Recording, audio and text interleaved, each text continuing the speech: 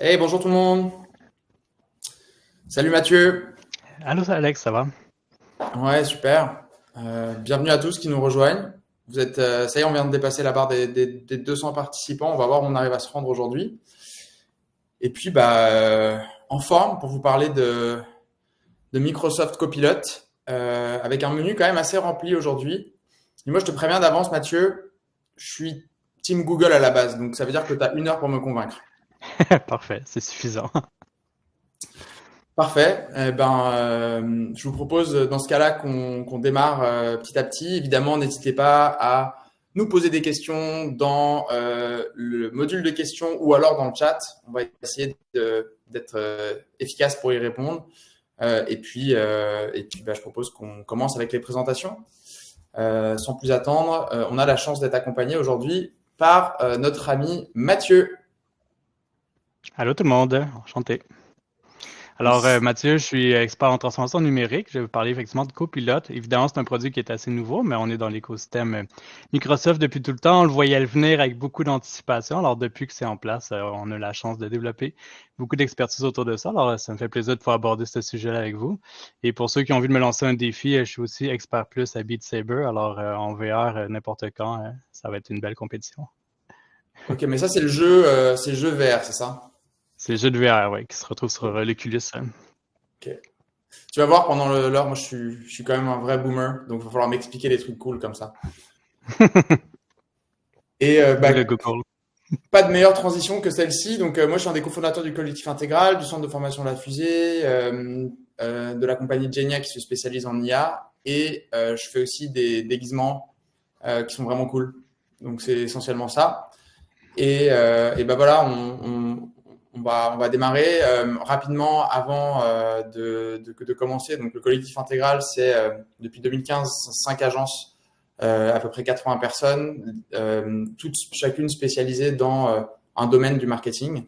La dernière qu'on a créée, spécialisée en IA, qui s'appelle Genia, qui accompagne ses clients sur toute la partie installation d'outils comme ChatGPT, mais aussi Microsoft Copilot, dans laquelle on a la chance de collaborer avec Mathieu. Puis évidemment, il y a aussi La Fusée qui offre des formations qui sont vraiment super. Avant de commencer, n'oubliez pas que qui dit webinaire, La Fusée dit caout final, soit quiz, dans lequel on offre toujours une formation à la personne qui sera capable d'avoir les meilleures réponses le plus rapidement possible. On vous offre aussi, juste parce que vous participez à ce webinaire, 15% de rabais avec le code IA365 LF, valable pour les 30 premières personnes qui vont l'utiliser.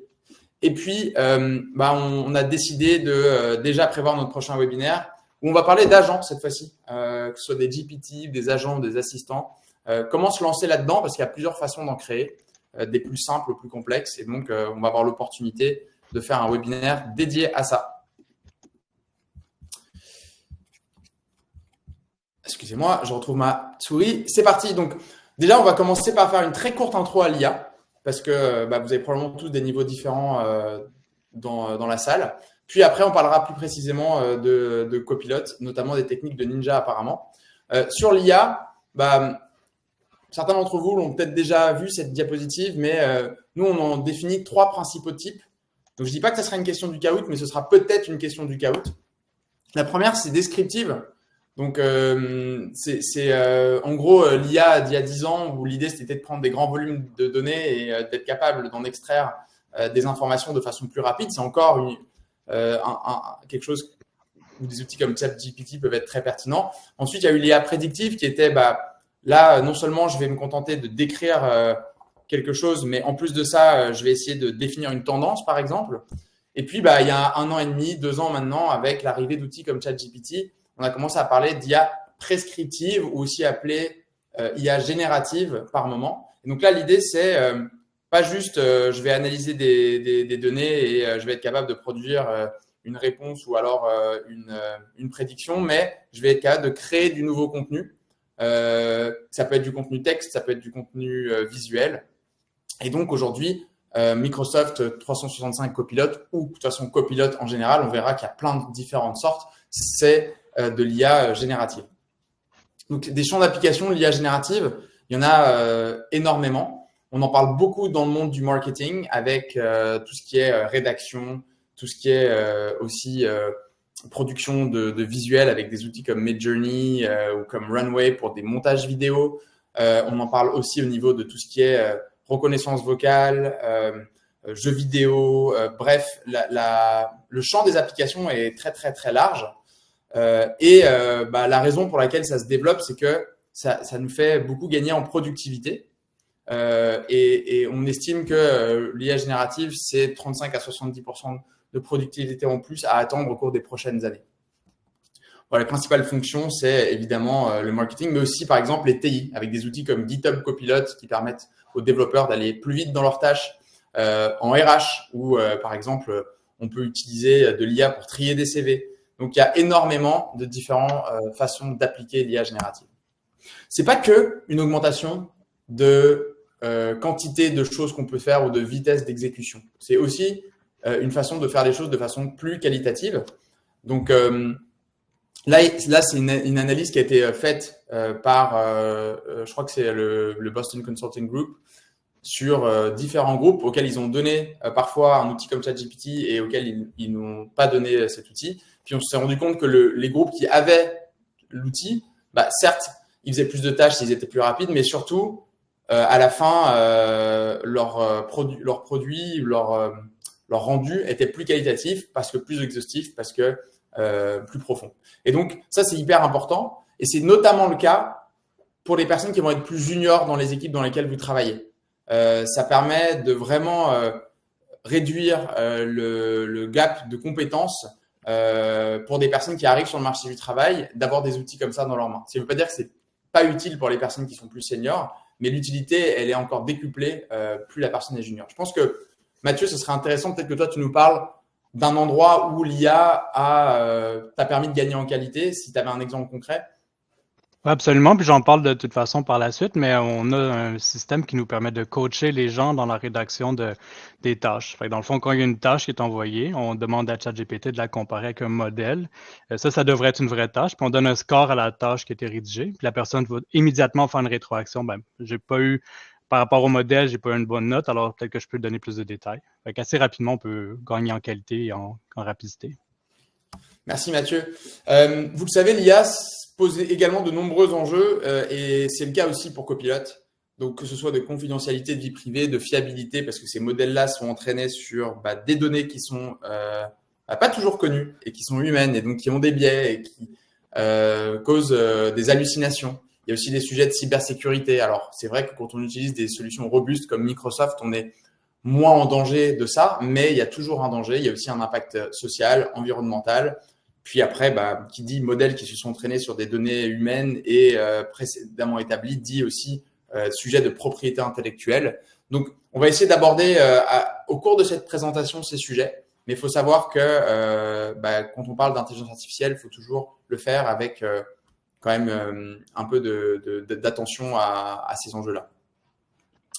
Moi, j'aime bien résumer, puisque ça sera la fin de l'intro, j'aime bien résumer ça avec aujourd'hui, une IA, ça reste un assistant ou une stagiaire. C'est pas votre VP stratégie ou le président de votre compagnie. Et ça le sera probablement pas dans les prochaines années. Donc, il faut bien garder en tête que vous n'allez pas remplacer l'ensemble de votre staff par des IA. Vous allez pouvoir éventuellement équiper votre staff ou vous équiper de façon à être plus efficace et de mettre votre cerveau humain là où ça a plus de pertinence. Mais aujourd'hui, c'est ça la promesse. Puis, je voulais pas qu'on passe trop de temps sur ça parce que certains d'entre vous l'ont déjà vu. Je voulais surtout aujourd'hui qu'on passe du temps à parler de Copilot. Et j'ai une première question pour vous, c'est qui Copilot en réalité? Et je vais vous faire un petit clin d'œil pour les personnes qui ont peut-être plus de 30 ans. Copilot, c'est l'enfant légitime de Clipit ou Clippy, ça dépend. Il y a un débat sur le nom.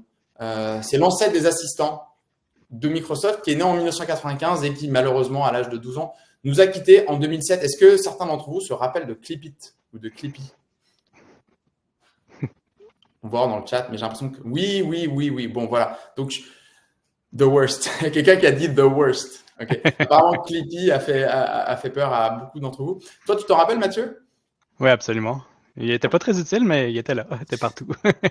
Il avait le mérite d'exister. Puis aujourd'hui, beaucoup de gens rigolent sur les réseaux en disant que Copilot, c'est juste l'enfant de Clippy. Copilot, c'est un assistant IA qui s'insère dans la suite d'outils Microsoft pour vous faire gagner en temps et en qualité. Puis en parlant de Microsoft, avec Mathieu, on a une deuxième question pour vous, c'est quoi la part de marché mondial de Office 365 dans les outils de collaboration en général? Vous avez déjà des indices, là? On sait que c'est 1 million d'entreprises, c'est plus de 350 millions d'individus, mais en pourcentage, c'est quoi? On a du 80%, on a du 40% de Macarena. Ok, vous êtes quand même en train de surestimer la part de marché de Microsoft. Quelqu'un qui a mis 230, c'est pas 230%, c'est 46%. Bravo Stéphane qui était pas loin. Stéphane qui était mon coach de soccer d'ailleurs, donc je salue. Voilà, j'espère que je serai titulaire au prochain match. 46%, donc c'est quand même beaucoup. Hein. Ça veut dire que qui dit Microsoft qui injecte un nouvel outil dit beaucoup de personnes concernées. C'est peut-être aussi pour ça qu'on a la chance d'avoir 300 participants, 304 pour être exact, en ce moment même. Et puis, tiens, je te passe la balle, Mathieu, là-dessus, parce que c'est quand même toi qui passes tes journées à développer tout ça. Oui, absolument. Alors, Copilot, c'est effectivement un assistant AI qui est inséré dans la suite d'outils. Mais par contre, c'est aussi un terme parapluie un peu marketing qui est appliqué à plein de sauces. Et quand on entend parler de Copilot, il faut faire vraiment attention parce qu'il y a une panoplie de produits qui ont tous le même nom. Sans compter qu'il y a des compétiteurs qui ont commencé à aussi appeler leurs outils Copilot. Alors, il y a Copilot dans Bing, dans Edge qu'on peut trouver. Ce qui va nous intéresser aujourd'hui, c'est beaucoup Copilot 365, alors qui est bien intégré dans les outils de collaboration. Il y a moyen d'avoir Copilot dans Windows. Ceux qui sont sur Windows 11 ont vu un bouton apparaître. Maintenant, Copilot, c'est un bouton, même titre qu'on avait Start, etc. Puis ensuite, il y a toutes les intégrations dans la sécurité, dans le développement de code, dans le développement d'applications d'affaires comme Dynamics ou Power Apps. Et ce qui arrive, c'est que Microsoft est vraiment heureux du deal qu'ils ont fait avec OpenAI, un deal quand même conséquent de 13 milliards de dollars. Ils sont en train d'appliquer à toutes les sources. Et maintenant, il a annoncé que ça va être disponible dans OneDrive, dans Copilot Form, dans Stream. On est capable de le trouver vraiment partout. Puis où est-ce qu'on ne le trouve pas encore? On va le trouver très bientôt. C'est assurément la promesse de Microsoft de mettre Copilot vraiment dans toutes les situations. Puis quand on peut voir les codes d'usage à la slide suivante, c'est vraiment là qu'on est capable de voir où est-ce qu'on peut aller en termes de potentiel. Ce qu'on peut déjà faire aujourd'hui est immense et Microsoft va aller encore plus loin. Il y a le copilote dans chacun des outils, Excel, PowerPoint, Teams, Outlook et les autres qui nous permettent d'avoir des use cases quand même très riches pour nous sauver du temps. Exact. Et Alex, tu l'as bien mentionné, c'est la qualité du travail qui est remise et pas seulement la plus d'efficacité. Ça a un gros point de valeur pour tout le monde. Tu allais dire quelque chose, Alexandre? Non, j'allais dire, ça risque d'être encore renforcé là parce que il y a eu une annonce, je sais plus si c'est ce matin ou hier soir, du fait que Microsoft venait de débaucher la personne qui était présidente, qui avait même fondé, je pense, DeepMind, donc de Google, pour devenir le boss. Je crois qu'il s'agit de Mustafa Suleymanni, mais pour devenir le boss de Copilot. C'est quelqu'un de très réputé dans le monde de l'IA, et donc ça devrait encore venir renforcer les compétences et les capacités de Copilot dans les prochains mois, les prochaines années. Absolument. Ça va aller beaucoup plus loin que où est-ce qu'on en est. Et il y a une raison pour ça, parce que Copilot est un nouveau produit, certes, c'est disponible pour les plus petites organisations depuis pas très longtemps, c'est disponible pour les organisations de 300 et plus depuis novembre, alors somme toute, depuis novembre, c'est disponible, mais malgré tout, les statistiques d'utilisation sont déjà très parlantes sur les bienfaits que ça a apporté aux gens qui l'utilisent. On est vraiment sur du 70% des utilisateurs qui considèrent être plus productifs grâce à Copilot, et ce à différents niveaux. 85% déclarent que ça les a aidés, ça les aide à faire le premier brouillon. En fond, briser la page blanche, qui est souvent le plus compliqué quand on se met dans une nouvelle tâche. On défonce la page blanche vraiment très facilement. On a un premier draft qui nous est donné, puis on peut enrichir dessus. Évidemment, ça permet de gagner du temps pour quand on cherche des fichiers dans le SharePoint, dans tout son répertoire OneDrive pour aller plus vite. Puis ce qui est intéressant aussi, c'est comme j'ai expliqué, c'est intégré dans plein de produits. Celui dans Teams, par exemple, permet de rattraper les réunions manquées 4 fois plus rapidement. Alors, chaque produit a sa petite utilité et c'est important de comprendre tout ça. C'est là qu'on va vous présenter le framework de comment on utilise Copilot comme un expert. Dans le fond, il y a plusieurs éléments à considérer. C'est vraiment une espèce de suite logique d'évolution. Puis d'abord, il faut savoir planifier, il faut interagir avec l'outil, puis il faut le maximiser. Puis on va parler de chacun de ces morceaux-là, mais on va commencer d'abord comment on fait pour le configurer. Dans la planification, quand on commence à utiliser Copilot, il y a quand même une logique à prendre, il y a quelque chose à garder en tête. Et c'est vraiment ces trois éléments-là qu'on va aller. D'abord, c'est quoi le bon produit? Il y a une série de copilotes. Mais je vais juste faire le petit topo de la section. Ensuite, comment bien configurer les outils à proprement parler, puis ensuite maîtriser les interfaces. Ça, c'est très important. Ouais, puis je pense que tout à l'heure, tu vas nous partager ton écran aussi, puis tu vas nous donner un exemple visuel de copilote dans PowerPoint, c'est ça? Exact. Dans PowerPoint et dans Bing et aussi intégré justement directement dans Edge. Ça va être les trois petits use cases qu'on va montrer, mais c'est vraiment pour vous donner une idée de où est-ce qu'on peut aller parce que quand on regarde les produits disponibles, il y a des versions gratuites et des versions payantes pour entreprises et pour adultes. À la slide suivante. Et ces outils-là, justement, nous permettent d'avoir toutes sortes de gains, même si on décide de ne pas payer pour Copilot, ou un peu comme ChatGPT d'OpenAI, il y a une version gratuite. C'est pareil pour Copilot. Et ces éléments-là sont quand même importants à comprendre pour savoir où est-ce qu'on s'oriente. Alors, en tant qu'individu, on peut utiliser Copilot gratuitement, mais il ne sera pas nécessairement intégré dans tous les outils de bureautique, alors qu'il y a une version Copilot Pro qui nous permet de l'avoir dans Outlook, Word, Excel. Puis là, je vais faire la démonstration de ce que ça peut nous apporter. C'est bien, donc 20 USD par licence, right? Oui, exact. Dans le cas de Copilot Pro, c'est un individu, fait que oui, c'est pour cette personne-là. Dans le cas de l'entreprise, c'est 30 USD, mais là, c'est pour chaque tête que l'entreprise a voulu inscrire. Puis c'est nominatif, ce qui veut dire qu'on peut décider de mettre certaines personnes et non tout le monde. C'est pas obligé de mettre toute l'organisation d'un coup. On peut identifier ceux qui ont des rôles critiques, puis à qui on veut donner ces licences-là. L'intérêt là-dedans, c'est encore une fois, même l'entreprise peut profiter d'une version gratuite et ça fait partie des choses que je vais vous montrer. Mais il y a moyen d'aller plus loin, puis encore une fois, de l'avoir intégré dans sa suite de collaboration et de l'avoir intégré dans Teams et surtout de l'avoir ancré dans ce qu'on appelle le Microsoft Graph. Puis je vais vous expliquer par la suite c'est quoi. Puis il y a évidemment la protection qui vient avec. Ouais, c'est ça. Puis on avait une question de Myriam qui disait, j'ai entendu que tout ce qui est écrit dans ChatGPT peut être répété par ChatGPT. Est-ce que c'est la même chose avec Copilot? Alors, je pense que dans ChatGPT, ça dépend aussi de la nature du compte que vous avez, si c'est Teams ou si c'est la version corporative. Mais ce serait quoi ta réponse, toi, Mathieu, sur la partie Copilot? Microsoft a tendance à être beaucoup plus réservé sur l'utilisation des données utilisateurs. Et non, ils ne vont pas s'alimenter, ils ne vont pas enrichir le modèle qui était construit justement avec ce qui a été mis. Puis pour aller plus loin, encore une fois, pour garantir ça dans le forfait entreprise, il y aura une protection commerciale où ils vont jusqu'à vraiment mettre des dédommagements si jamais il y a des conséquences qui peuvent avoir été montrées, parce que leur prémisse, c'est tout a été construit pour pas qu'il y ait ce genre de conséquences. On peut bien mettre autant de dédommagements qu'on veut, ça n'arrivera pas, on est protégé. Alors oui, il y a toute cette protection-là assez importante de la part de Microsoft. Je tiens à rappeler que c'est pas tout le temps évident pour tout le monde, mais Microsoft, la base de clients qu'on connaît, évidemment, c'est nous qui utilisons Office, mais il y a des banques, il y a des hôpitaux, il y a des ministères. On est quand même dans une clientèle énorme et qui est très, très, très sensible à ces enjeux-là. Microsoft prend très au sérieux tout ce qui est vie privée puis de ne pas partager de données, puis s'assurer que si j'écris quelque chose dans Copilot, ben, ce n'est pas un autre utilisateur qui va récupérer cette information-là par mégarde. Fait qu'il y a une bonne protection puis une bonne garantie de la part de l'entreprise. C'est ça. Il y a Simon Desrosiers qui nous demande, est-ce que vous pouvez réduire la taille des intervenants et agrandir les slides? Alors, je ne sais pas pourquoi est-ce qu'ils ont envie de réduire la taille des intervenants, déjà, premièrement. Mais ensuite, je pense que oui, mais je pense qu'il faut le faire de votre bord, Simon. Puis je pense qu'il faut cliquer sur l'image. Mais l'autre question, c'est ça veut dire quoi VW? Oui, Sûr que c'est pas exactement. Volkswagen. Non, c'est pas Volkswagen, c'est la version web. Il y a une possibilité d'avoir des versions gratuites avec Copilot individu de ces produits-là. Puis le Copilot est inscrit dans l'Excel online, dans le Word online, dans le PowerPoint online, mais on n'a pas la possibilité de le télécharger. Donc, si on le télécharge et on veut Copilot, ça va être dans la version Pro qu'on va pouvoir y assister. Je l'ai enrichir aussi sur la partie personnalisation parce que c'est quelque chose de vraiment super intéressant.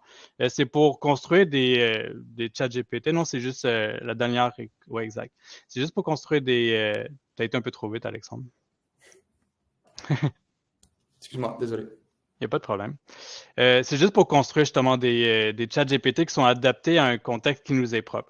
C'est possible de le faire avec Copilot Pro. Honnêtement, ils sont un peu plus orientés consumer, ce qui veut dire que ça a plus des aides à faire de la planification de voyage, à faire de la recherche de restaurants, fait vraiment plus en tant que consommateur.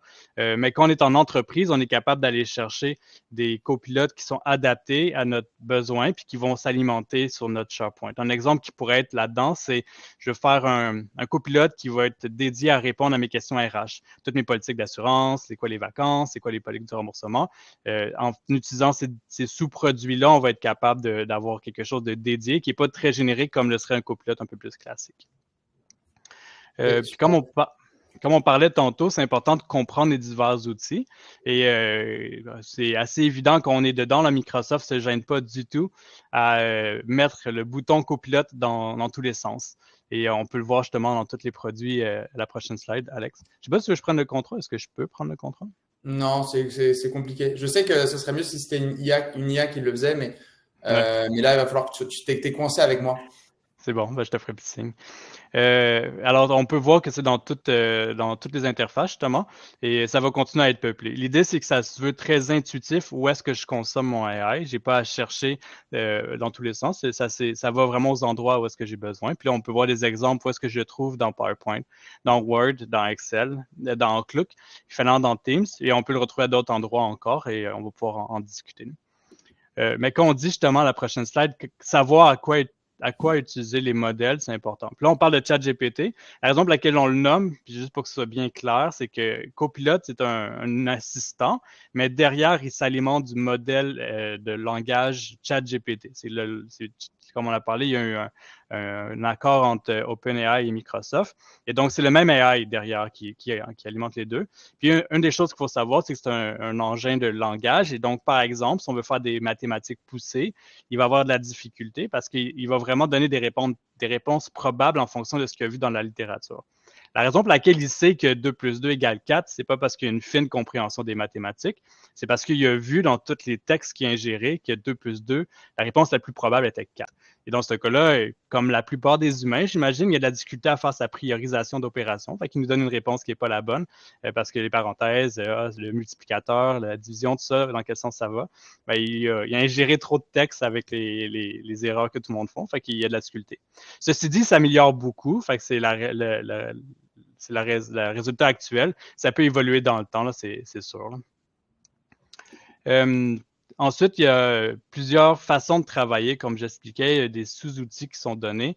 Tantôt, j'ai montré les différents boutons qui existaient, mais l'ensemble de ces boutons-là implique potentiellement d'autres interfaces qui vont pouvoir nous aider, comme par exemple, c'est vraiment que des exemples, hein, pour avoir une idée plus claire et plus profonde de où est-ce que ça va. Il faut vraiment s'amuser, tester tous les outils, mais Copilot dans Edge va faire des recherches en ligne puis va nous donner les références qu'il a utilisées. Puis ça, d'ailleurs, c'est la recherche en ligne est disponible avec la version gratuite, contrairement à ChatGPT ou d'OpenAI, il faut payer la version plus pour l'avoir. Là, on l'a d'emblée. On est capable aussi d'avoir différents éléments comme de l'exporter les réponses qu'il nous a données en Word, en PDF, en texte. On peut faire de la lecture à haute voix si jamais on a besoin qu'il nous le lise parce que la lecture est un peu plus compliquée. Il y a vraiment toutes sortes de boutons comme ça qui nous permettent. Et un de mes préférés, puis je tiens à le montrer, c'est analyser des images, mais notamment avec des imprimes écrans. Je ne sais pas si ça vous arrive souvent de vouloir faire de la recherche, puis là, vous avez quelque chose de super parlant, mais c'est une image, puis le texte, évidemment, on ne peut pas le surligner puis le copier, c'est juste une image. En faisant un imprime écran directement de son Edge, ça nous permet d'extraire ce texte-là puis de le réutiliser facilement dans un autre PowerPoint ou dans un autre document. C'est quelque chose qui est d'emblée intégré. Fait que c'est juste pour dire qu'il y a vraiment beaucoup d'options pour améliorer sa façon de travailler à travers tous les outils. Fait que ça fait partie des éléments, il faut comprendre les interfaces.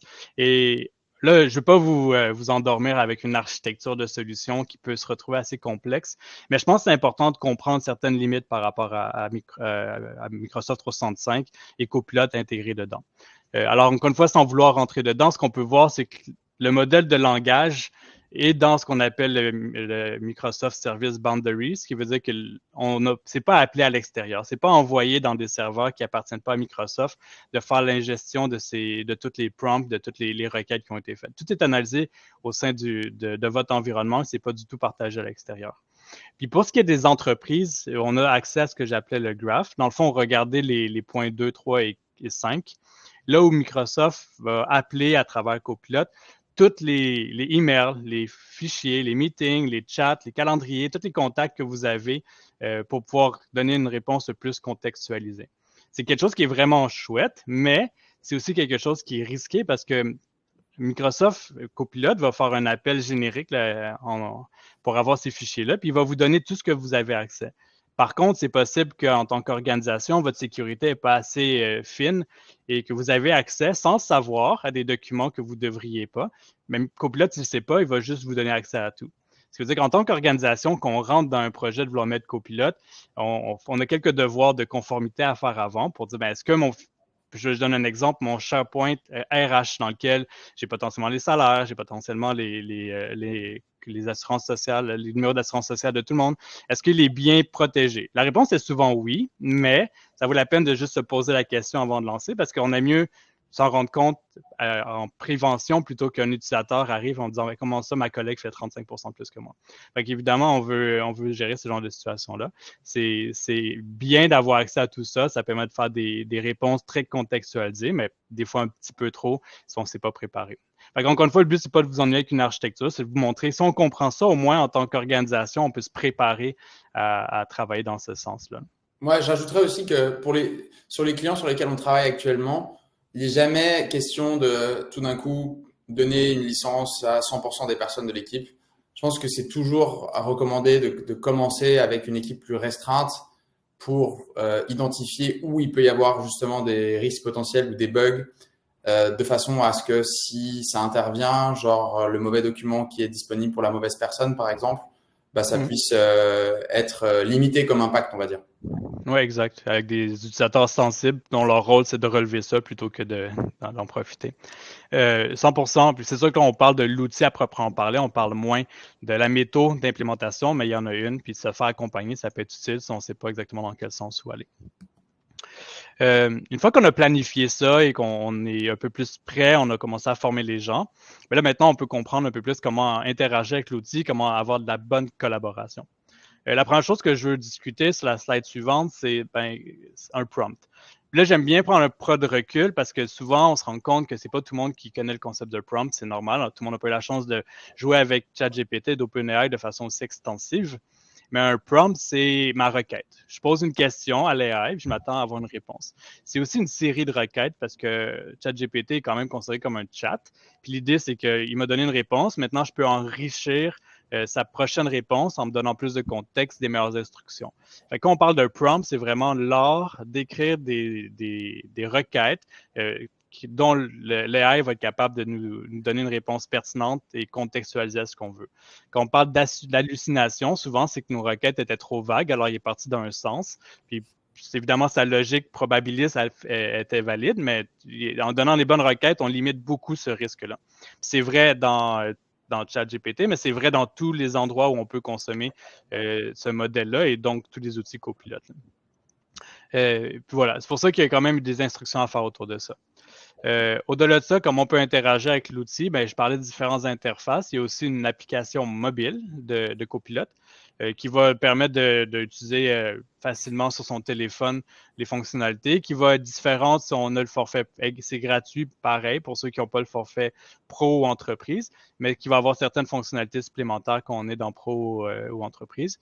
Puis qui permet justement d'avoir accès aux fichiers, d'avoir une historique de conversation, de choisir lequel modèle qu'on veut prendre quand on a accès au modèle prioritaire et qui permet, c'est le cas aussi sur l'interface web, mais qui permet de faire le dictaphone et donc de pouvoir faire une requête, mais sans l'écrire, seulement parler dedans. Puis ça permet de pouvoir être plus efficace si c'est là qu'on a besoin d'aller. C'est assez intuitif et ça permet justement de, sur la route, avoir des réponses et poser des questions qui vont dans ce sens-là. Mais évidemment, il faut avoir accès à Internet. Ce n'est pas une application qui marche offline. Il faut qu'elle ait accès à la 3, 4, 5G, whatever, mais il faut qu'elle soit connectée sur Internet, c'est certain. Tu parles d'utilisation, Mathieu. Une question que j'avais pour toi, j'imagine que ça dépend du forfait, mais est-ce que ton utilisation de Copilot en termes du nombre de prompts que tu es capable de faire, du nombre de requêtes, elle est illimitée? Est-ce que tu payes de façon variable dépasser un certain montant ou est-ce que ça, on ne sait pas encore? Dans aucun des cas, c'est une quantité de prompts par mois, par exemple. Ça, c'est pas du tout une limite. Par contre, le chat est limité à 30 réponses, si on veut. Fait qu'une fois qu'on a dépassé le 30, faut partir un nouveau topic, il faut partir une nouvelle conversation parce qu'il a perdu de vue les premières choses que tu lui as dit. C'est vrai dans certains outils, pas dans tous. Pour ajouter une autre limite, les chats, c'est entre 2 et 4 000 caractères de limite quand on fait un prompt, quand on fait une requête.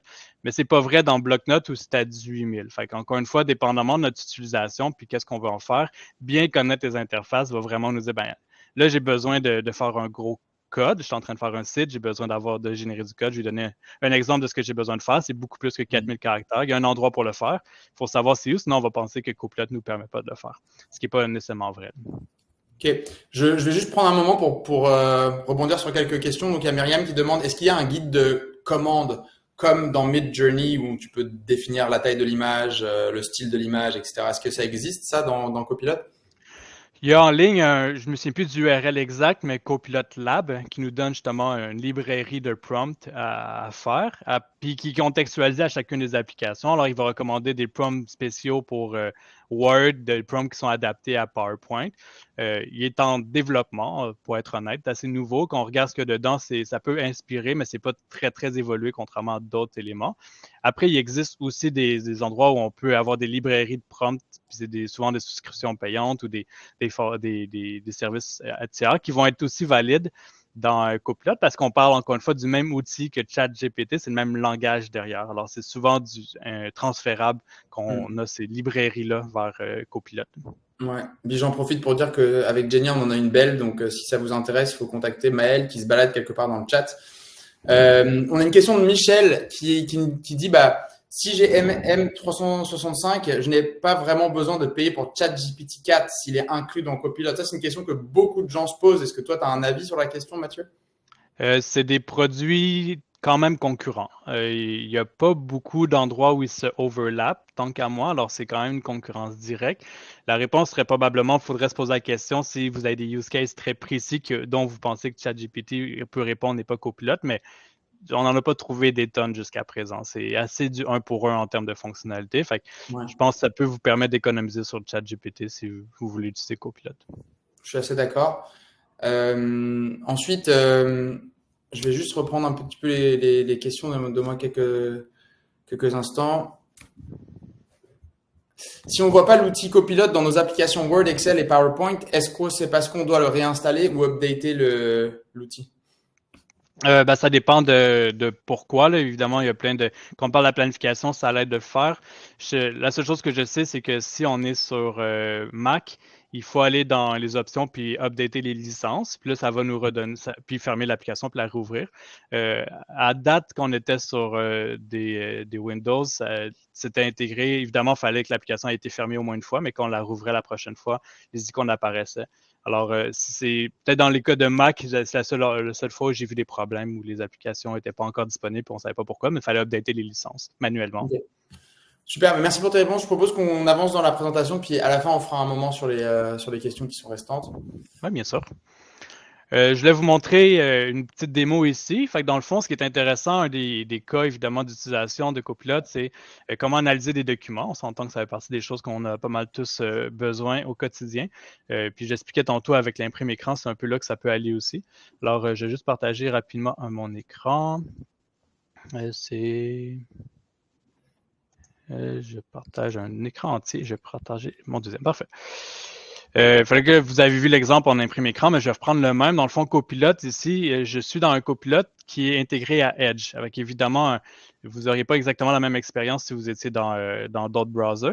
Mais dans Edge, à partir du moment qu'on a Copilot, on a ici des petits boutons qui nous permettent d'avoir accès à plusieurs applications, dont le Copilot qui est intégré directement à son navigateur. Si évidemment je ne le veux pas, je peux le fermer, mais si j'ai envie de le consommer, il est là. Puis là, ici, j'ai la... Je t'arrête 2 secondes. Est-ce que là, on est d'accord que ça, je peux y avoir accès dans toutes les versions, comme il y a écrit sur ta slide, même gratuite, right? Ça, c'est gratuit. Puis on peut voir ici qu'il y a une version... En fait, oui, j'ai accès gratuit, mais si je vais dans la section travail, ça va être payant. Mais reste que la version dite web, elle est disponible pour tout le monde. Fait que oui, ça, c'est la version qu'on n'a pas à payer. Il n'y a pas de licence par rapport à ça. Là, ici, il y a déjà des prompts qui me sont donnés, comme générer un récapitulateur de la page, ce qui va être probablement ce que j'ai besoin de faire, qui va aller chercher justement des différents éléments. On peut aussi décider quel style de conversation on va faire. Puis comme j'expliquais tantôt, on pourrait faire une imprime écran en me disant, si c'était une image, par exemple, j'ai envie de retirer le texte de ça, parce que je ne peux pas le copier-coller, c'est une image, mais je fais un imprime écran, il va se retrouver directement ici. Mais là, ce que j'ai besoin, c'est juste qu'il me génère un résumé et je pourrais poser des questions précises. Et il va le faire là, il est en train de préparer sa réponse. Évidemment, ça va prendre le moment qu'il lise la page, qu'il envoie la page au modèle, encore une fois, qui est ChatGPT et qui me donne la réponse. Ce qui est intéressant ici, on peut voir rapidement que malgré le fait que la page est en anglais, ma requête est en français, puis il me répond en français. Puis je vais plus dire, ben, réponds-moi en anglais seulement, réponds-moi en espagnol, peu importe, il va s'adapter assez rapidement. Ça, c'est un exemple de comment il va être capable de nous donner des éléments. Un autre exemple, comme je suis dans mon browser Edge, je peux aussi ouvrir des PDF dans mon browser Edge et il va être capable de faire la même chose. Évidemment, il continue la conversation. En créant une nouvelle conversation, je peux lui demander de faire le récapitulatif de ce fichier-là, par exemple. Puis il va faire la même chose dans des fichiers PDF ou des pages disponibles. Donc ça, c'est vraiment montrer une démo de comment ça peut fonctionner dans son quotidien à travers son browser pour extraire des infos des différents documents qu'on a.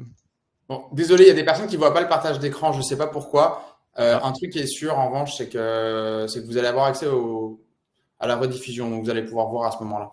Désolé ouais. pour ça. Puis c'est les mêmes slides que j'ai mis dans le PowerPoint. Alors même si vous n'avez pas les images, vous allez pouvoir quand même voir de quoi on parlait. C'est pas mal du 1 pour 1. Super. Est-ce que je passe à la suivante, Mathieu? Oui, exact.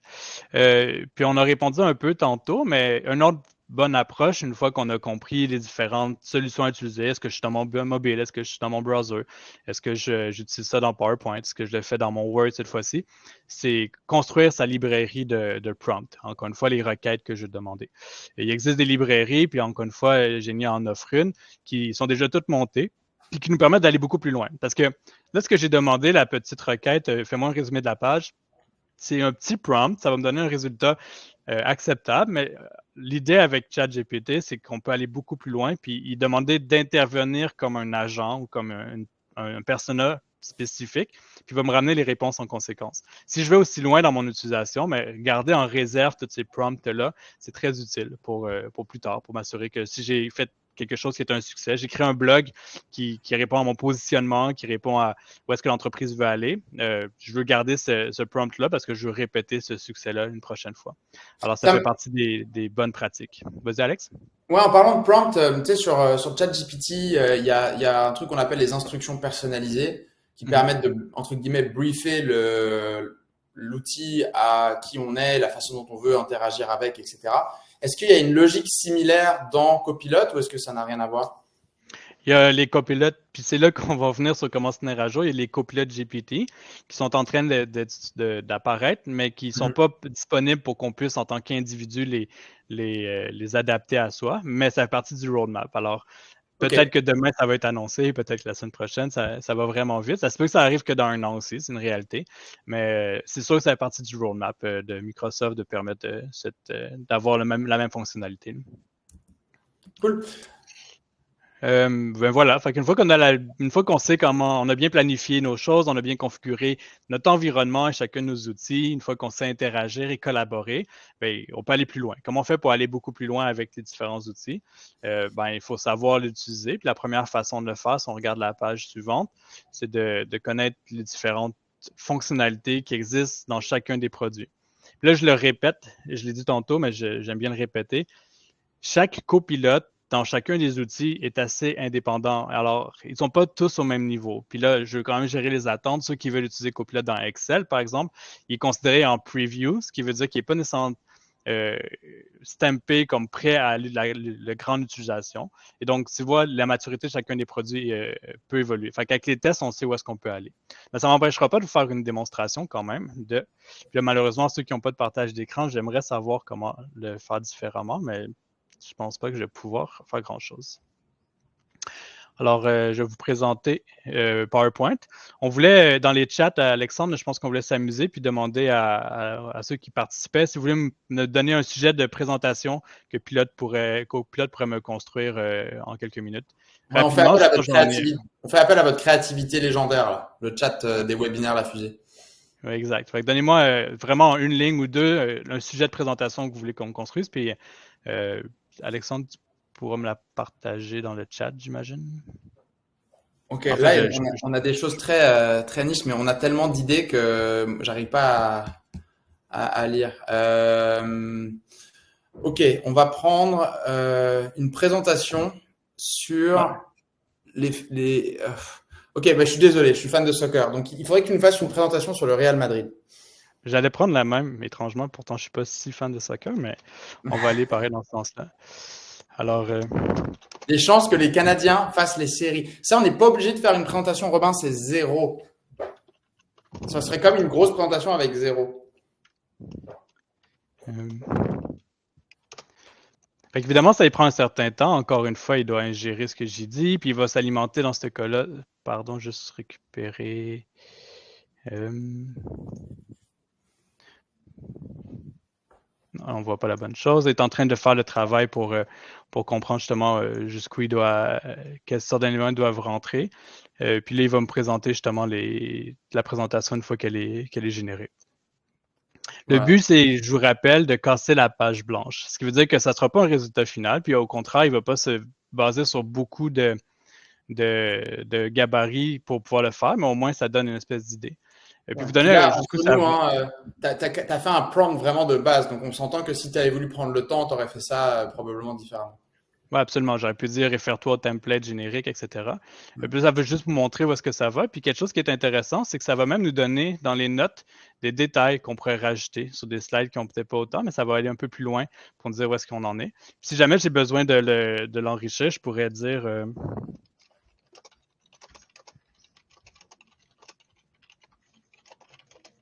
Alors là, il y a Ismaël qui dit que c'est pas le bon entraîneur. C'est pas, ah, c'est pas. Donc là, on voit les limites de l'outil en live parce que c'est pas Zinedine Zidane l'entraîneur. Puis ensuite, ça c'est pas absolument. une photo de Zinedine Zidane du tout. Vous voyez qu'aujourd'hui, on peut rien prendre pour acquis quand on fait ce genre d'exercice. En revanche, bah, il y a une mise en forme, il y a une structure qui a été faite, il y a des choses quand même qui sont existantes, quoi. Mais on peut pas Oui, éteindre son puis cerveau. non, absolument. Et il faut aussi, encore une fois, contextualiser les prompts. Là, c'est des exemples qu'on a donnés sur un prompt très générique. Ce que j'aurais pu y faire, puis ça va être un exemple. Puis là, on voit qu'il a décidé de mettre des slides sur comment ils ont participé à des jeux vidéo. Mais ce que je peux faire, c'est aussi dire, fais-moi une présentation en fonction des notes données. Fait que là, il ne va pas se référer à l'Internet et trouver des éléments qui sont peut-être erronés. Il va vraiment aller chercher les notes qui sont disponibles dans un fichier donné. Ça marche juste présentement sur des fichiers Word. Fait qu'évidemment, c'est une limitation, mais c'est appelé à évoluer. Dans la même optique, pour le même fichier, puis là, j'aime bien ce fichier-là parce que ça représente un peu jusqu'où ça peut aller. C'est des notes que j'ai prises d'un livre qui s'appelle Scaling Up. Et pour une raison quelconque, j'ai réussi à prendre 172 pages de notes pour un livre qui fait à peu près 250 pages. Vous pourrez me demander si peut-être que j'ai un problème sur ma prise de notes, mais reste que c'est là qu'on est allé. Puis je peux lui demander de faire un résumé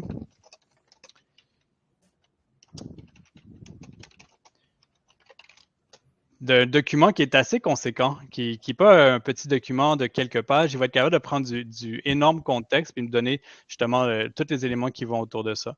Puis là, on peut voir c'est un document qui parle de comment une entreprise peut réussir à dépasser le stade de start-up pour être en scale-up, aller chercher une organisation qui va plus loin, les différents défis.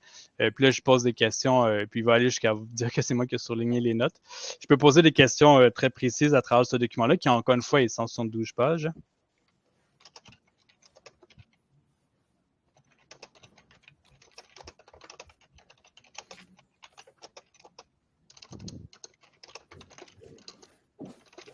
Puis il va finir par répondre justement en fonction de l'élément qui, là, vous pouvez imaginer, quelque part dans les 172 pages, il dit qu'une équipe devrait avoir telle taille. C'est assez niché comme question, c'est assez pointu, puis pourtant le contexte d'apprentissage est très lent. Si je voulais, il est très grand. Si j'avais besoin d'aller chercher cette information-là, ça me prendrait plusieurs minutes, une demi-heure potentiellement, à aller chercher. Puis là, en quelques secondes, je vais être capable d'aller chercher quelque chose d'assez équivalent.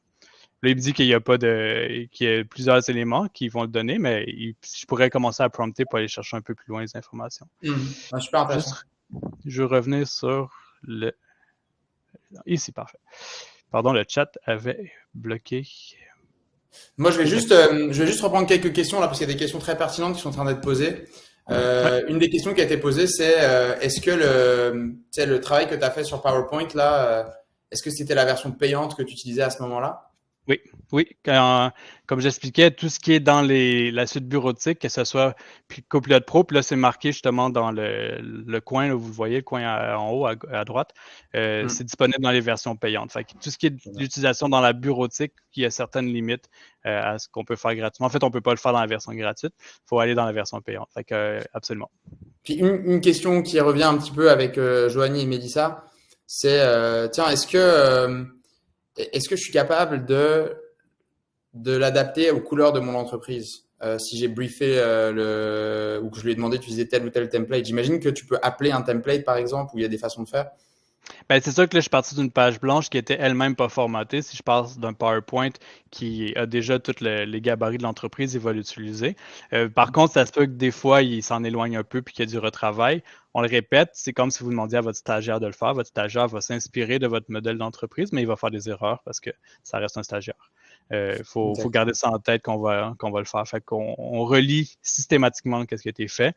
On apporte les ajustements. On peut demander de créer un peu plus de contenu, mais au moins, on a la première version qui est faite. Puis là, encore une fois, dans ce cas-là, dans un PowerPoint, dont le template est bien monté, que les masques sont ceux qu'on a choisis, etc. Là. Puis là, on s'entend qu'on n'en est pas là, mais que la promesse de tout ça à terme, c'est de pouvoir dire, hey copilote, va me chercher tel tableau Excel dans telle page et fais-en moi un graphique à mes couleurs dans cette slide. Puis que ça C'est puisse l'objectif. interagir entre les différents outils, right? Exact. Puis ça m'amène à la prochaine slide, justement, où il y a l'actuel, il y a la promesse, mais il y a le chemin entre les deux qui est assez difficile à suivre parce qu'à chaque jour, il annonce des choses qui peuvent être assez game changer à travers l'application.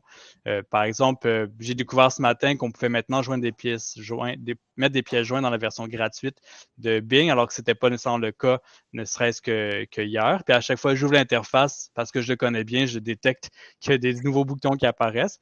Tout ne fonctionne pas nécessairement parfaitement du premier coup parce que c'est un produit qui est en développement. Il faut quand même se rappeler que ChatGPT dans Copilot date de seulement novembre pour les grandes entreprises, puis d'à peine cette année pour le grand public. Alors, ça reste un produit en développement. Il ne faut pas se le cacher, qui apporte quand même beaucoup de valeur. La question, c'est est-ce que ça apporte plus de valeur si on le paye que le coût mensuel? La réponse, c'est assez rapide de rentrer dans 30 d'investissement mensuellement. Ouais, puis tout à l'heure, on avait des stats. Alors, c'est une analyse qui a été faite sur 300 early adopters de Copilot, qui a été faite par Microsoft, donc qui est forcément biaisé. Mais le 70% des gens qui disent avoir gagné en productivité, alors que l'outil en est qu'à ses débuts, c'est quand même prometteur. D'ailleurs, on l'a pas dit Ouais. tout à l'heure, mais la stat qu'on n'a pas affichée, c'est qu'il y a aussi 70% des gens qui disent qu'ils font une meilleure job.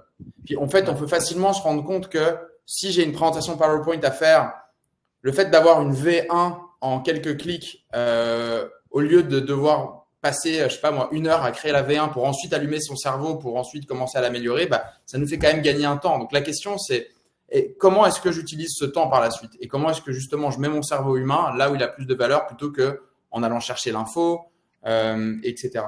Donc Excellent. 100% aligné avec avec tout ce que tu dis. Je sais que tu voulais aussi nous parler de l'API. Oui, ça, c'est évidemment qu'on est beaucoup plus avancé. Puis je vais juste montrer à quel point la chance qu'on peut avoir quand on décide de travailler dans l'écosystème Microsoft, c'est des éléments comme Power Automate qui permettent d'automatiser des processus. Puis je vais montrer un processus que j'ai fait moi-même. Il faut savoir que je ne suis pas développeur. Là. Je suis en plus dans la gestion de projet, dans l'implémentation d'outils, mais pas en termes de développement. Mais malgré tout, j'étais capable d'utiliser l'API de ChatGPT. Quand je dis ChatGPT, c'est ceux qui sont sur Azure et donc qui sont encore une fois dans les limites de notre organisation. On ne sort pas de notre organisation. J'ai fait un Power Automate assez rapide qui, je l'expliquais tantôt, quand on fait des développements logiciels, on demande d'écrire ce qu'on appelle des user stories, c'est qu'est-ce qu'on a besoin de faire comme développement. On a envoyé à ChatGPT un template en disant ça, c'est ce que devrait contenir un bon user story. Vous voyez d'ailleurs dans ma requête, c'est le template. On envoie ensuite qu'est-ce qui a été écrit et si tu regardes la slide suivante, il va tout simplement nous donner de façon assez réduite une note de 0 à 10, à quel point ça répond à son interprétation du template. Encore une fois, le but, c'est pas de commencer à rajouter ça au dossier d'évaluation des employés. C'est pas du tout dans ce sens-là qu'on va. C'est plus laisser la chance à l'employé de dire, ben là, tu as eu 3, tu peux peut-être te poser des questions. Puis la prochaine itération de ça, c'est que ChatGPT nous ferait des recommandations sur ce qu'on aurait pu écrire mieux. Puis encore une fois, ça, c'est quelque chose quand on est rendu à avoir une intégration plus avancée de l'AI disponible dans l'écosystème Microsoft. Puis là, on a les petites étapes où il faut juste prendre une souscription dans les services de OpenAI sur Azure, choisir le modèle et le déployer dans Power Automate avec la clé d'API. Donc, ça permet d'aller beaucoup plus loin avec cette situation-là quand on veut sortir du cadre de Copilot, de Word, de PowerPoint, etc., puis l'intégrer dans des processus plus complexes. Ouais, super intéressant ça. Je pense qu'il nous reste 10 minutes, donc c'est bien, on a respecté notre timing. Si vous avez besoin d'aide sur tout ça, il y a 3 façons dont on vous aide. La première, c'est en donnant des formations. Donc, Mathieu fait partie de notre pool de formateurs, évidemment. C'est des formations d'une journée, on fait des modules, on fait des exercices pratiques. Donc ça, c'est une façon d'aller plus loin que ce que vous avez simplement pu voir aujourd'hui. Ensuite, on offre aussi du coaching. Je veux vraiment rappeler le rabais de 15% qui a été affiché aussi en début pour ces formations. Exactement. Ensuite, on fait aussi du coaching avec Genia. Donc là, c'est d'avoir la possibilité, par exemple, d'avoir une visioconférence 1 fois par mois, 2 fois par mois avec quelqu'un qui vous aide à débloquer les situations plus compliquées. Et aussi accès à la boîte à outils dont on a parlé tout à l'heure, dans laquelle il y a des guides, il y a des banques de données de prompts, il y a des templates, etc., etc. Puis enfin, aujourd'hui… Je peux te donner un exemple parce que je pense que c'est parlant. Des templates qu'on retrouve dans cette boîte-là, c'est justement la politique AI que votre organisation pourrait adapter. C'est des outils qui vous sont facilement accessibles pour partir avec votre planification sur stéroïdes avec les bons outils rapidement. Donc, c'est des ressources qui viennent avec cet accompagnement. Exactement. Donc, cette boîte à outils, par exemple, elle a ça, mais elle a aussi 500 autres fiches et elle coûte aujourd'hui $200 par an. Donc, ça peut être un no-brainer sur ça. Puis, sur Genia, on a aussi un service d'implantation où, là, par exemple, vous voulez avoir des consultants au hasard, par exemple, Mathieu qui fait des missions avec nous comme ça, qui va se rendre, en fait, sur place avec votre organisation pour identifier déjà, premièrement, dans un premier temps, qui devrait avoir accès à Copilot, si c'est pertinent, comment bien configurer l'outil, comme vous l'avez vu tout à l'heure, mais aussi ensuite aider les personnes à bien l'utiliser et parfois développer des cas d'usage spécifiques à des problématiques spécifiques. Par exemple, quelque chose que vous faites très souvent en tant que compagnie, où là, il faut bâtir une série de prompts qui est spécifique à ça, ou alors un agent qui va être dans le Copilot Studio capable de faire ça. Donc voilà, pour des personnes qui veulent se faire vraiment accompagner et qui veulent qu'on leur tienne la main à chaque étape, on est capable de vous aider là-dessus. Si vous avez apprécié la conférence, le webinaire, on est toujours très heureux quand vous prenez le temps de nous laisser un avis sur nos différentes pages Google. Donc là, on va vous transmettre un lien sur lequel vous allez être capable de nous laisser un avis. Je vais laisser Mathieu faire ça. Merci beaucoup. Et puis, ou alors vous pouvez utiliser le magnifique QR code. Et puis, sans plus attendre, puisqu'il reste 8 minutes, je vais passer à quelques questions pendant 2-3 minutes, puis après on va faire le caout. Donc, on va aller dans l'onglet questions, qu'on a un petit peu délaissé aujourd'hui.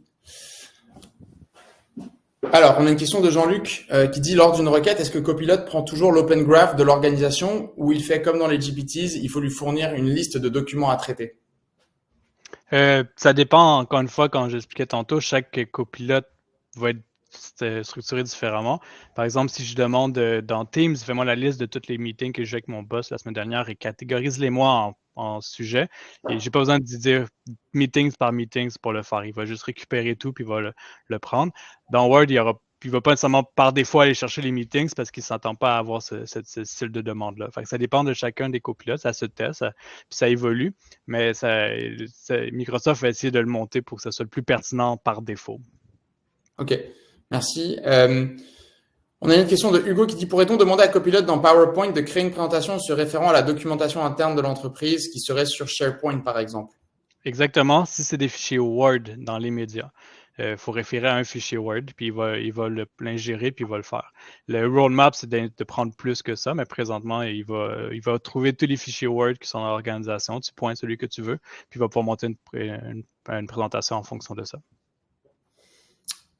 Ok, merci pour ça. J'essaie de voir s'il y a d'autres questions où on n'a vraiment pas du tout répondu, où on n'a pas parlé de ça. On a eu une question d'Andréane tout à l'heure qui était comment fonctionne Copilot pour la transcription, la résumé d'une rencontre dans Teams. Je sais pas si tu as déjà utilisé cette fonctionnalité, Mathieu. Oui, c'est assez simple. Dans le fond, il faut activer le transcript. Si le transcript n'est pas là, il va pas le faire. C'est lui qui fait le transcript, mais il faut l'activer. Puis là, évidemment, dépendamment de votre politique d'entreprise, ça se peut que ce soit interdit ou pas. C'est à vous de voir à l'interne. Une fois que le transcript est là, il va s'y référer, puis il va faire la traduction, il va faire le résumé à votre demande. Ce qui est vraiment amusant, c'est que 10 minutes, 5 minutes avant la fin, il va vous dire « Ah, le meeting termine. Est-ce que tu veux que je te fasse un pré-récapitulatif pour voir s'il y a des questions? » Puis là, il va générer ça pendant que le meeting se passe. Ou si j'étais distrait pendant quelques minutes, je reviens, je peux dire « Puis tu me dis qu'est-ce qui a été dit dans les 5 dernières minutes? » Puis il va faire aussi un récapitulatif très segmenté de la rencontre. Mais ça va être une barre de discussion sur le côté qui apparaît de son Teams. Ok, super. Il y a une dernière question de Sarah Canetti qui disait, et pour les ventes, comment l'IA peut aider? Bah, de plein de façons. Il y a des outils qui aujourd'hui sont en train d'être développés, qui essayent d'utiliser vos réseaux LinkedIn puis le positionnement de votre entreprise pour identifier des prospects pour vous automatiquement. Je sais qu'HubSpot développe des outils comme ça. Ils sont pas encore extrêmement prêts, on va dire. Il y a aussi la façon d'utiliser des outils comme ChatGPT ou comme Copilot pour créer une V1 d'une proposition commerciale, par exemple. Donc, si vous prenez un agent ou un copilote et que vous le briefez en disant, bah voilà mes templates de proposition commerciale, voilà les consignes que je veux que tu respectes. Lorsque je te propose une nouvelle demande, bah, j'aimerais que tu me pré-remplisses ma proposition commerciale de façon à ce que moi, j'ai juste à faire de la validation, de la relecture et éventuellement compléter certains éléments. Donc, ça serait une façon très pertinente d'utiliser Microsoft Copilot pour les ventes. Il y a aussi tout ce qui est chatbot, où il faut faire attention quand même, notamment quand on le laisse disponible. Mais nous, par exemple, ça nous est arrivé de développer des chatbots internes pour des vendeurs dans des magasins où pour être capable de mieux répondre à une question d'un client sur un produit, qu'ils soient capables d'accéder à un chatbot que eux vont consulter pour avoir la meilleure réponse auprès de leurs clients. Moins dangereux que de mettre un chatbot sur un site internet qui n'a pas été bien validé, mais quand même très, très pertinent. Donc, il y a plein de façons d'aider dans les ventes avec l'intelligence artificielle. Là, j'en ai cité que 3. Comme il reste 3 minutes, je vais passer au Kahoot parce que je sais que certains d'entre vous attendent ça avec impatience. Alors, il faut que j'aille au bon endroit. Et donc, Kahoot, comme toujours, ce qu'il faut, c'est répondre en vous connectant avec votre téléphone, idéalement votre cellulaire, à kahoot.io, K-A-H-O-O-T. Là, normalement, aujourd'hui, c'est le 7567. Il y a déjà plein d'entre vous qui sont déjà connectés parce que vous êtes ultra habitués à Kahoot. Donc, Kahoot, on va vous poser 5 questions aujourd'hui, donc ça va être assez court. Et puis, ce qu'on va vous demander, c'est de répondre correctement, évidemment, mais aussi la vitesse compte dans ce jeu-là. Et parfois, ça va être une réponse, parfois, ça peut être des questions multiples. Il y a quelques questions relativement faciles, mais il y en a une ou deux pas faciles aujourd'hui. Donc, on va laisser 30 secondes, 1 minute pour laisser le temps aux personnes de s'inscrire. On me demande d'enlever le son du Kahoot. Donc, je vais faire ça si je y arrive un instant. Moi, j'adore le son du Kahoot, donc je suis pas. Je trouve ça décevant. Peut-être juste le réduire sans l'enlever, si jamais. Moi, parfois, je suis chez moi, tranquillement, en train de prendre mon café le matin, puis je me mets genre sur Spotify la musique du Kahoot, juste pour commencer ma journée.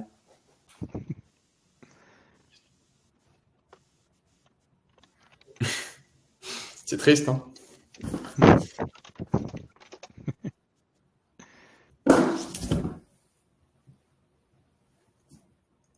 Probablement que pendant ce webinaire qui a duré 1 heure, il y a déjà eu genre 3 nouveautés si tu te connectes à ton copilote, Mathieu. Ouais, je pense que oui. Faut rester vraiment sur tous les réseaux et tester les choses. Puis ce qui est vraiment bizarre parfois, c'est que Microsoft l'annonce pas, ça fait juste apparaître et la communauté le découvre, le partage, puis 2 jours plus tard, on a une nouvelle de Microsoft. Ah oui, on a oublié, mais on a release ça. Ouais, moi, j'ai ma petite arme secrète pour ça, c'est Twitter ou X. Alors, je sais qu'il y en a qui détestent, mais je trouve que quand tu veux rester connecté à un sujet, créer un profil spécifique à une thématique, par exemple l'IA ou Copilot, par exemple, et suivre les 15 personnes pertinentes sur ce sujet, ça permet de toujours être un peu en avance sur les trucs qui sortent. Après, chacun sa façon de faire. Mais... Absolument. Dans le réseau Microsoft, on a ce qu'on appelle les MVP, je me souviens plus c'est quoi l'acronyme. C'est des gens qui reçoivent une dédication de Microsoft pour contribuer à la communauté. Donc, c'est pas leur travail, mais il y a une reconnaissance formelle. Ils sont invités à des événements VIP. Alors, ils sont encouragés à le faire et quand tu les suis, eux, c'est sans arrêt. C'est un peu leur deuxième travail de s'assurer que tout le monde est à jour surtout. Ouais, bah c'est cool, je savais pas que ça existait ça. Bon, je pense qu'on est parti là sur Kahoot. Désolé pour ceux qui n'auront pas eu le temps de s'inscrire. 3, 2, 1, c'est parti. Première question sur 5.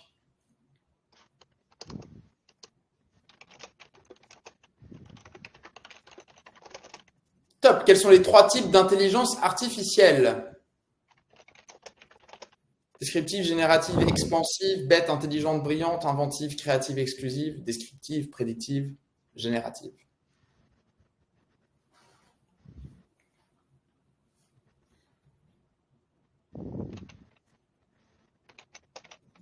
La réponse était descriptive, prédictive, générative. Bravo, vous êtes quand même la grande majorité à avoir trouvé. Mais qui a été plus rapide, c'est NBF. Non pas SBF. Deuxième question quiz. Quelle est la part mondiale d'Office 365 dans les outils de collaboration? Donc ça, il fallait être là au début du webinaire. Là, vous êtes rapide là.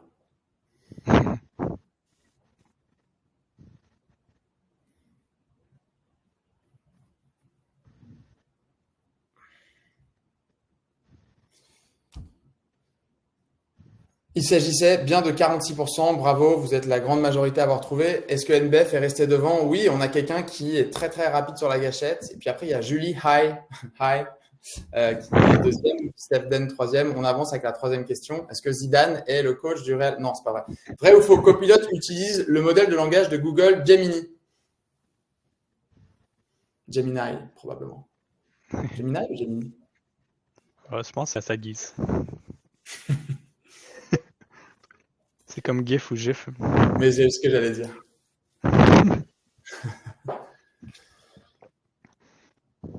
C'était faux, puisqu'il s'agit du modèle ChatGPT 4 de OpenAI. On a encore NBF qui est devant, mais quand même, il n'y a que 25 points d'écart avec Antoine, donc ça s'annonce extrêmement serré. La question 4. Alors là, il y a plusieurs réponses. Attention, elle n'est pas évidente celle-ci. Quelle est la différence entre Copilot Enterprise et Copilot M365? Alors, je vous aide, il y en a 2 à cocher ici, 2 à ne pas cocher.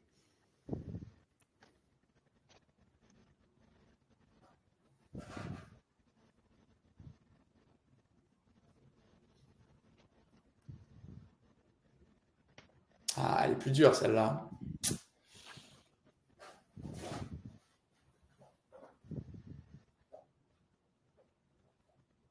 Il reste 3 secondes. En fait, M365 accède à Teams, bientôt OneDrive, alors que Enterprise n'accède pas. Et Enterprise est inclus avec la suite Office, alors que M365 n'est pas inclus avec la suite Office. M365 est disponible 365 jours par an, mais Enterprise aussi, donc c'était un petit piège. Ouf! Les cartes ont été rebrassées. Hein? Et malheureusement, on aurait souhaité que ce soit Emma qui a un nom un peu plus agréable, mais à la limite, c'est du live. Ben, c'est à égalité, on peut arbitrairement choisir. Oui, c'est vrai. Dans PowerPoint, Copilot permet de faire quoi? Générer des visuels, pré-remplir une diapositive, générer une vidéo. Copilot n'est pas dans PowerPoint. Là aussi, il y a 2 trucs à cocher. Je vous aide.